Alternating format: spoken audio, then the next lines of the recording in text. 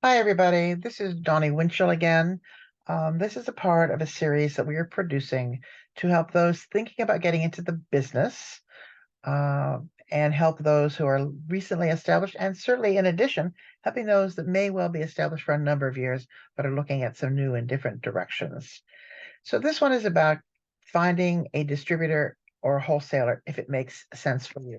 There are certainly opportunities, there are certainly pitfalls, and this will develop some of those concepts for you to think about.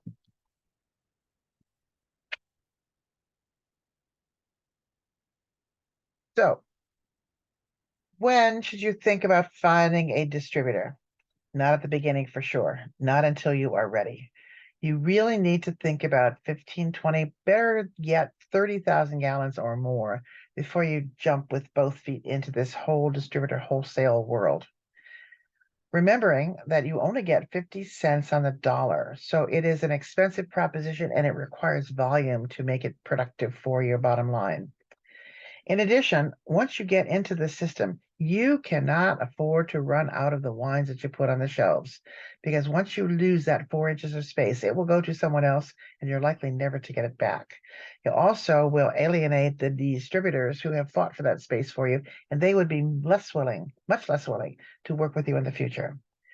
You also need to identify the kinds of varieties that are going to sell. I remember a long time ago, Tim Horton from Virginia, or Horton Vineyards from Virginia, who has a very large operation and making great wine, asked him why he had no Chardonnay from Horton on the shelves in Ohio.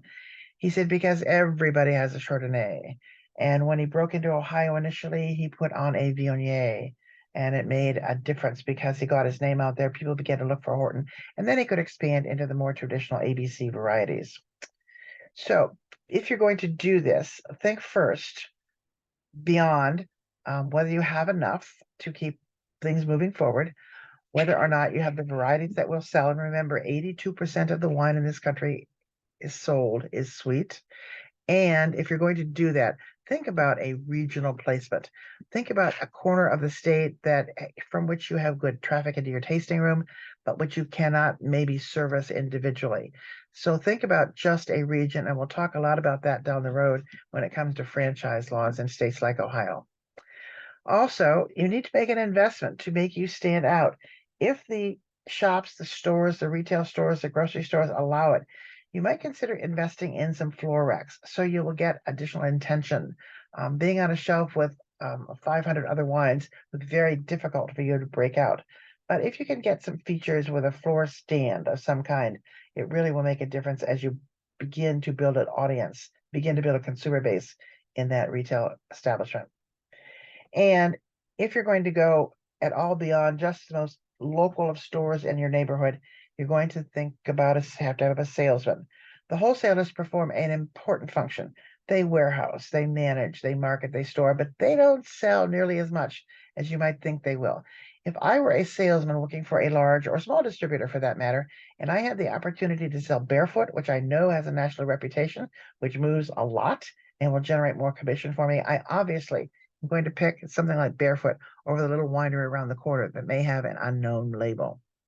In addition, once you have a salesman, you're going to have to put him in a car and offer some benefits, perhaps. So besides the salary, you're going to look at least $20,000 or $30,000 in additional expenditure. So you need to make sure that you have enough resources to be able to afford and keep that person on staff. And finally, there are two ways to sell wine in the current market environment that we have. The first is to pull it off the shelf. You are Gallo, you are Barefoot, you take big, beautiful ads, you do incentives, you do a staff that is very well trained and incentivized too. That is pulling through the market. Most wineries in the Midwest and Ohio do not have the ability to pull it through the market. So we have to do something what marketers call push through the market, where we sell one consumer at a time. We sell at our tasting room. We sell at our festivals. We sell at events. We sell when we can do some local TV or radio or other feature stories in the local newspapers. So we have to get people interested in us to look for us. So we need to pull it off the market, not push it through. If you decide you're ready to at least dip your toe into this whole distributor wholesaler market, how do you look for someone who best represents you? First of all, ask other wineries of your size in your region, in your state, maybe even in your neighborhood, who is doing a good job for them.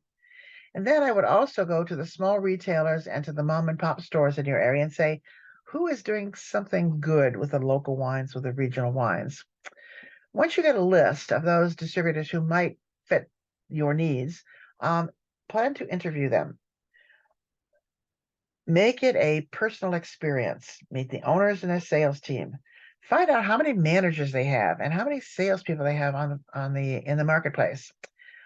See if your personalities and the personalities of those folks sort of mesh. If they are Bordeaux sophisticates, they probably will not be selling a Midwest Vidal Blanc.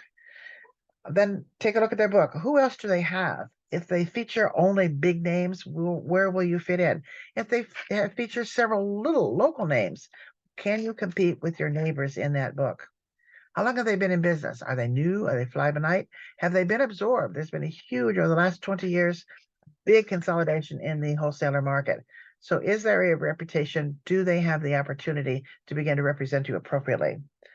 Who are their largest brands and their smallest brands? And look at the price points. Can your wines fit into the price points with their big brands and with their small brands? And then find out what kind of reporting you have. It will be great. The first time they come, they're going to pick up 3 pallets and you're going to be excited. But if that doesn't sell, how are you going to know what is going on between the quarterly reports? And clearly establish points of communication, once a month discussions with somebody. And who would that person be? Will you have a specific point person who will know you, your personality, and your wines better than the rest of their team? You need to look at their core values.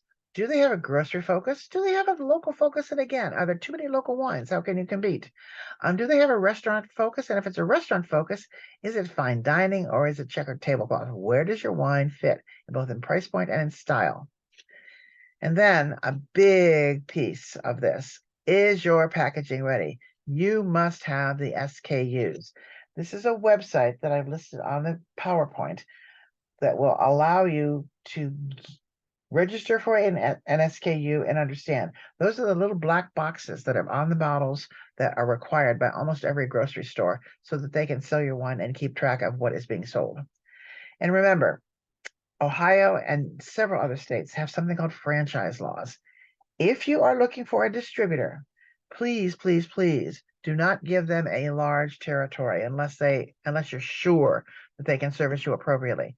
I always recommend when wineries first dip their toe into this whole wholesaler business, they identify a territory relatively beyond their immediate circle, 50-mile concentric circle, but where their wines are known by their customers, or maybe in an area where you've attended a bunch of festivals. Give them that territory, see how they do, because once you sign a contract in a franchise state, you are stuck. It has been said many, many times that's easier and cheaper to get rid of a wife to whom you've been married for 30 or 35 years than it is to get rid of a distributor under the franchise law system.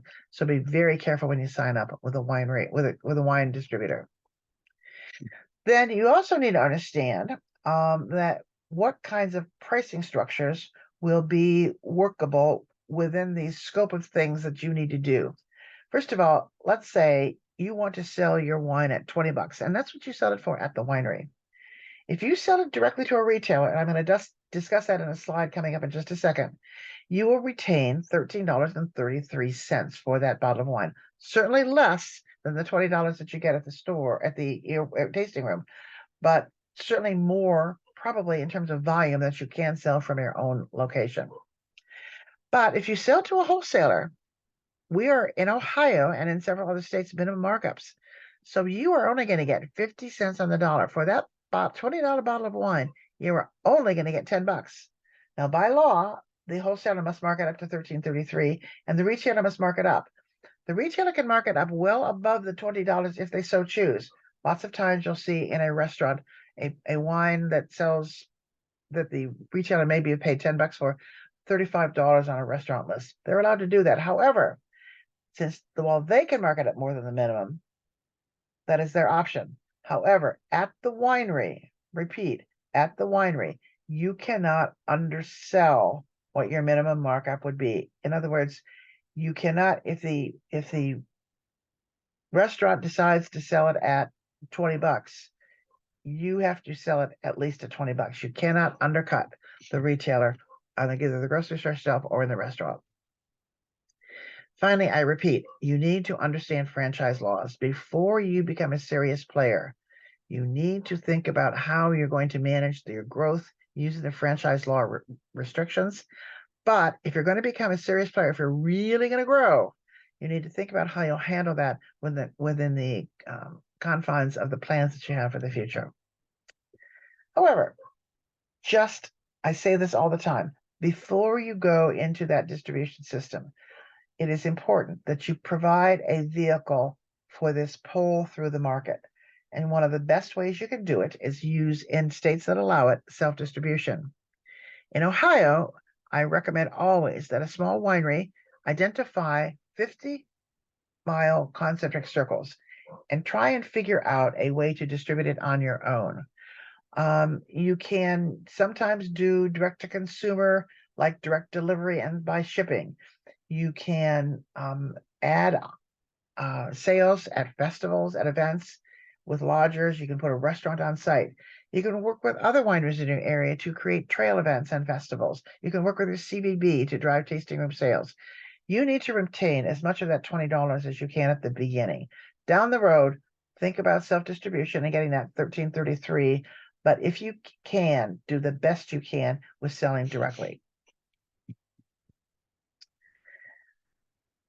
So, some more interview questions if you decide to go back to that wholesaler network. Really, really important. What inventory will they take first? And then, how do you handle their depreciation notices?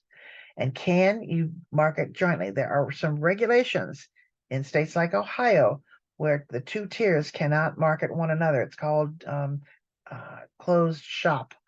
And that is a result of the prohibition from 90 years ago. So you really have to be careful with your marketing plans. Ask for a face-to-face or Zoom update on the quarter, and who do you do it? And then if you are going back to that wholesale market, you need to ask them, can I ride along? If I don't have a salesman, can I ride along with your salesman and help sell my wine? Can I provide you with some point of sale materials? They're expensive, and I promise you, I've been in wholesalers' warehouses where tens of thousands of point of sale materials are in the dumpster. So be careful with what you produce. Make sure it will be used, and make sure you help get it placed.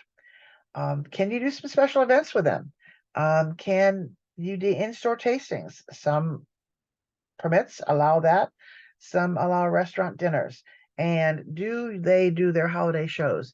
Can you participate with them in their holiday shows where the buyers show up to buy the wines for the most important season of the year?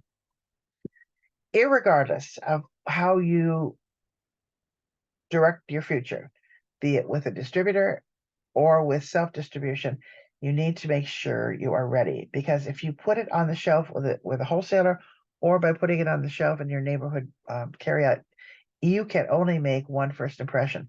You need to find a way to make sure that that wine comes off the shelf.